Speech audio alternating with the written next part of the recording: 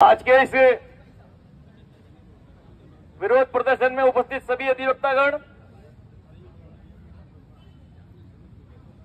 एक बात तो मैं स्पष्ट कर देना चाहता हूं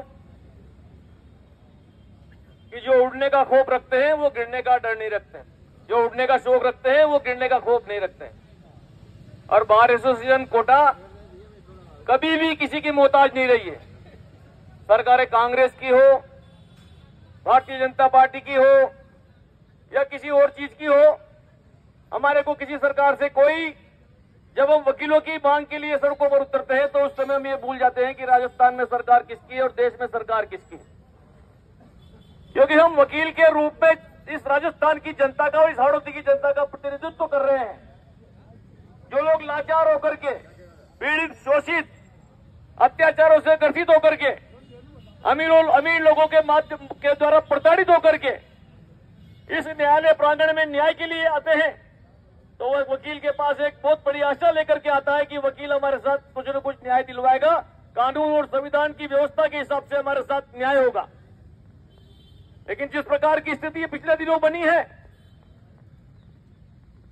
हमारे सांसद साहब के सामने स्पीकर ऑन करके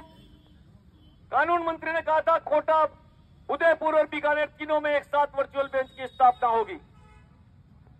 और उसके बाद हमारे प्रतिनिधि मंडल से कानून मंत्री ने वादा किया था,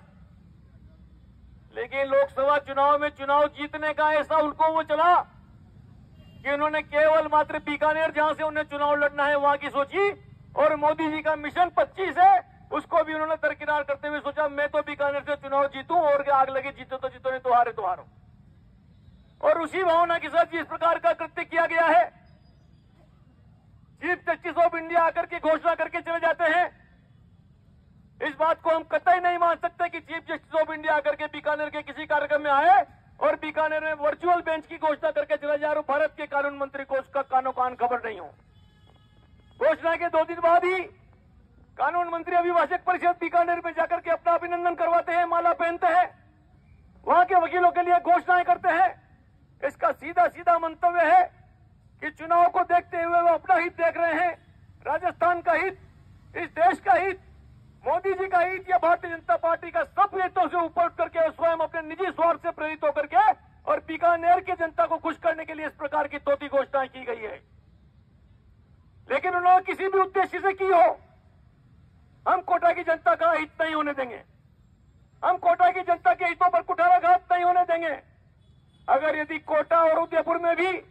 वर्चुअल बेंच की स्थापना नहीं की गई, और इसके साथ साथ ही मैं यह भी स्पष्ट कर दूं कि हमारी मांग केवल वर्चुअल बेंच की नहीं है, हम पिछले 20 वर्षों से हाईकोर्ट की स्थायी बेंच की लड़ रहे हैं। और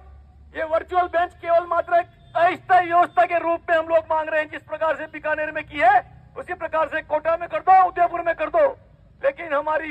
जिस प्रकार की डिमांड है, जो हमारी आवश्यकता है और जिसके हम अधिकारी हैं, कानूनी रूप से, मुकदमों की संख्या के रूप से, कनेक्टिविटी के रूप से, जनता की संख्या के रूप में और आदिवासी क्षेत्रों के रूप में जिस प्रकार से हमारा आधार है मजबूत, उस आधार के ऊपर हम हाईकोर्ट की स्थायी बेंच की मांग को लेकर के जो लड़ रहे हैं वही हमारा अंतिम मांग है। और अभी वर्चुअल बेंच की स्थापना कोटा में भी की जाए, साथ में उदयपुर में भी की जाए, और चुनाव के बाद हाईकोर्ट की बेंच की स्थापना की घोषणा कोटा में की जाए, तब तक हमारी मांगे चलती रहेगी और आंदोलन भी चलेगा। लेकिन इस प्रकार से कुठाराघात हम जनता के ऊपर बर्दाश्त, जनता के हितों के साथ खेलने नहीं देंगे किसी को भी। जो भी यहाँ के राजनेता है कान खोल करके सुन ले,